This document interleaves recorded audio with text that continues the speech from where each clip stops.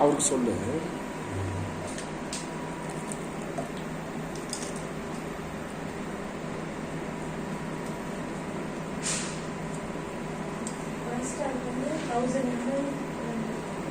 reagent 10 minutes sample கொடுக்கும் 10 minutes wait பண்ணனும் 10 minutes wait பண்ணிட்டு ஒரு ரீடிங் எடுக்கணும்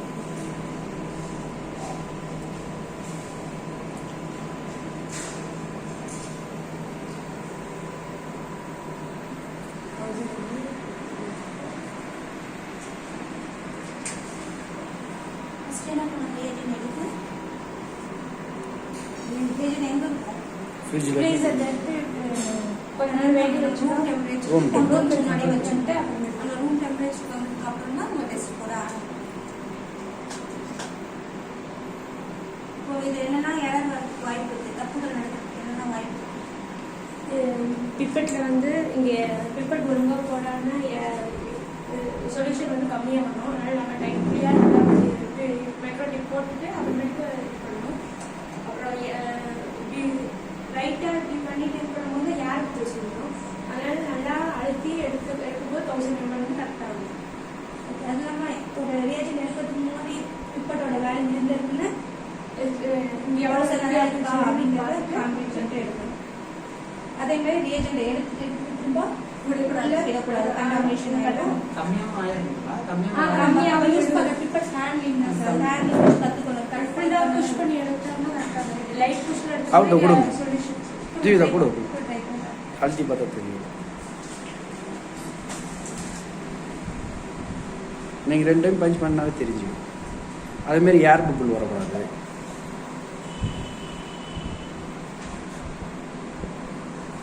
ஒரே அப்படியே அப்படியே அப்படியே இந்த மாதிரி நமக்கு அந்த ஏர்ஸ் வந்து வரக்கூடாது. ஏன்னா நீங்கள் அழுத்திட்டு டக்குன்னு எடுத்து நீங்கள் கொஞ்சம் கொஞ்சமாக எடுக்கிறதுனால அந்த மாதிரி ஏர்ஸ் வந்து அடையும். அடுத்து அழுத்திப்பா எடுத்து பாருங்க. அப்புறம் நம்ம இப்போ டெஸ்ட் போய் எடுத்துட்டோம்னா உடனே என்ன பண்ணி இதை போட்டு க்ளோஸ் பண்ணி வச்சிடணும். ஆமாம், லைட் பிளேஸ் வந்து உள்ளே போச்சு அப்படின்னா கண்டாமினேஷன் வந்து அது குறைய ஆரம்பிச்சிடும்.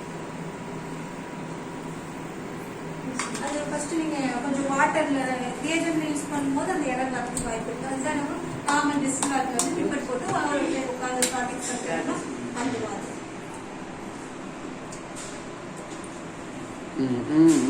ஃபோர்செப்ஸில் எடுக்கணும். ஃபோர்செப்ஸ் என்ன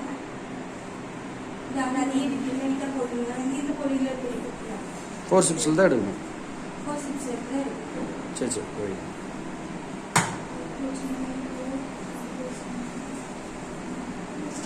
போட்டோ எடுத்து எப்பவுமே நம்ம வந்து எடுக்கும்போது இப்படி வச்சு இதில் ப்ரெஸ் பண்ணி வச்சிருக்கோம். நம்ம கையில் இருக்கும்போது பிளட் எல்லாம் ஒட்டிக்கும். அதனால நம்ம ஃபோர்செப்ஸ் வச்சு அது பண்ணிருக்கோம். சாம்பிள் எடுத்து இது எடுத்துட்டு பிப்பட்டை 10 ml பிப்பட்டை எதுவும் பார்த்து அதை எடுத்துக்கிறோம். எடுத்துட்டு சின்ன டிப் போட்டு 10லேருந்து 50க்குள்ளே எல்லாமே இந்த சின்ன டிப்ஸ் 1500 பெரிய டிப்ஸ். சாம்பிள் ஸ்டாண்ட் எடுத்துக்கிறோம். இதுவும் லைட்டாக அப்படி ஃப்ரெஷ் பண்ணி 10 ml எடுத்துச்சு. எடுத்துட்டு விட்டு வச்சுட்டு நல்லா வந்து மிக்ஸ் பண்ணுவோம். இப்போ நம்ம சப்போஸ் மேலாம விட்டுட்டு சேக் பண்ணுறதுனா ஓகே. நம்ம உள்ள ரியாஜெண்ட்டை டிப் பண்ண போனோம்னா இந்த டிஷ்யூ பேப்பரை எடுத்துட்டு அந்த மேலே எக்ஸ்ட்ராவாக வருது இல்லைங்களா, ஃபுல்லாக துடைச்சிட்டோம்னா ரியாஜெண்ட் உள்ள வந்து உங்களுக்கு டிப் பண்ணலாம். மேலே துடைக்கல அப்படின்னா உள்ள விடக்கூடாது. மேலே இந்த கார்னர் நம்ம விட்டுட்டு விட்டுணும். இது 1 ட்ராப் வந்து எப்படி வந்து நம்ம கண்ணி புளி இருக்கு பார்த்தீங்களா, அந்த அளவுக்கு தான் அந்த ட்ராப்ஸ் வருது. அதுக்கு மேலே எக்ஸ்ட்ரா போகக்கூடாது. 10 ml அந்த அளவுக்கு தான் வரும். விட்டுட்டு 10 minutes வெயிட் பண்ணி செட் பண்ணி நம்ம போட்டா ப்ரெஸ் பண்ணா வந்துடும். இப்போ வந்து நம்ம +1 இதில் தான் நம்ம டெஸ்ட் எல்லாமே ஸ்டோர் பண்ணியிருக்கோம். நம்பர் 1 வந்து நம்ம ப்ரெஸ் பண்ணுறோம். ப்ரெஸ் பண்ணால் இப்போ நம்ம கிட்ட இப்போ டெஸ்டஸ் வந்து நம்ம ரன் பண்ணுறோம். யூரியா, கிளோபின், கிரியேட்டின், அல்புமின், புரோட்டீன், போட போகிறோமோ அதுக்கு தகுந்த நம்ம இது பண்ணுறோம். இப்போ கொலஸ்ட்ரால் போட போகிறோம் அப்படின்னா இந்த கொலஸ்ட்ரால் இது வந்து மேலே அப்பு கீழே டவுன் பண்ணால் ஓகேனா எண்ட் கொடுத்தோடனே ஆட்டோமேட்டிக்காக அது வந்து உள்ளே போயிடும். இந்த டெம்பரேச்சர் ஓகே செட் ஆகிடுச்சு அப்படின்னா அதுவாக வந்து அடுத்த காமிக்கலாம். ரூம் டெம்பரேச்சர் வந்து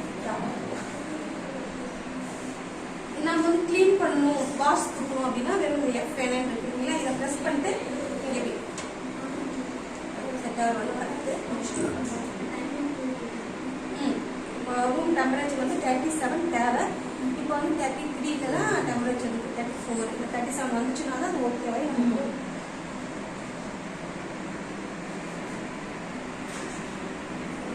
இப்போ வந்து நமக்கு என்ன கேட்குறது அதுவே கேட்கும். இந்த இடத்துல வச்சுட்டு இந்த இடத்துல ஒரு ப்ரெஸ் பண்ணால் போதும். அது இந்த டிப்ஸ் வந்து உள்ள ஃபுல்லாக டிப்பன் ஆகிருக்கணும். இப்போ தண்ணினால நமக்கு நிறைய இருக்குது. இப்போ ரேஜன் தான் நம்ம வைக்கிறோம்னா இப்படி தானே வச்சுருக்கணும், அதனால அது இது பண்ண முடியாது. ஓகே, அடுத்துக்கு வந்து பிளாங்கா அப்படின்னு சொல்லி கேட்கணும். நம்ம இப்போ ஸ்டாண்டர்ட் போட போகிறோம் அப்படின்னா வெறும் ரியேஜன் மட்டும் நம்ம பிளாங்க் கொடுக்கணும். சும்மா நம்ம ரியேஜன் இதையே வச்சு நான் உங்களுக்கு காமிக்கிறேன். இப்போ பிளாங்க்னு சொல்லி நம்ம தண்ணியவே கொடுத்துறோம்.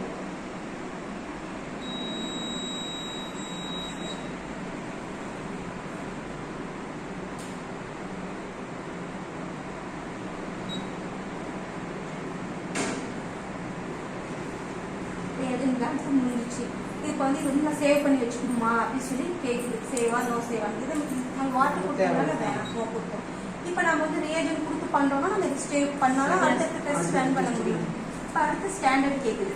இப்போ ஸ்டாண்டர்ட் என்னன்னா இதே மாதிரி சேவ் பண்ணி என்ன ரியேஜன் எடுத்துக்கோம். சாம்பிளுக்கு பதிலாக இதில் இருக்கிற ரியேஜன்ட்டை 10 மினிட் ஆட் பண்ணும். இதை ஆட் பண்ணி 10 மினிட்ஸ் வெயிட் பண்ணிட்டு அதே சேவ்.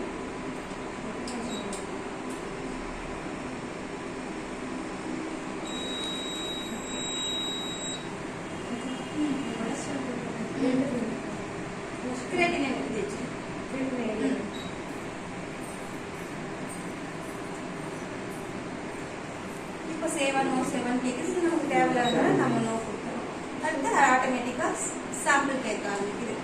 இப்போ நம்ம சாம்பிள் கொடுத்தோம்னா அந்த ஸ்டாண்டர்டு அந்த வேல்யூ எல்லாத்தையும் கால்குலேட் பண்ணி சாம்பிள் வேல்யூ அதுவாக கொடுக்கணும்.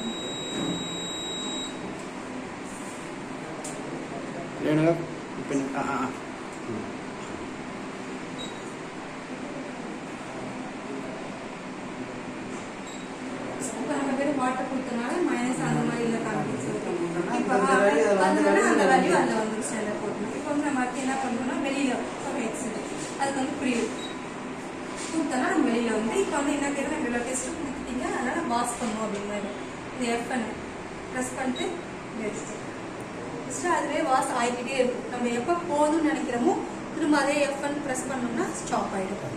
அந்த வரைக்கும் அதுவே ஓடிட்டு நம்ம என்ன பண்ணுறோம். இது மாதிரி ஏதாவது கீழே ஸ்டாண்ட் மாதிரி சின்னதாக இருந்துச்சு அப்படின்னா இந்த மாதிரி நம்ம பேலன்ஸ் கொடுத்துட்டு நம்ம மற்ற வேலையை பண்ண நல்லா ஃபுல்லாக க்ளீன் பண்ணி லாஸ்ட்டாக மிஷினை ஆன் பண்ணும்போதும் சரி ஆஃப் பண்ணி முடிக்கும் போதும் சரி ஒவ்வொன்றுக்கும் வாஷ் பண்ணி கொடுக்கணும்.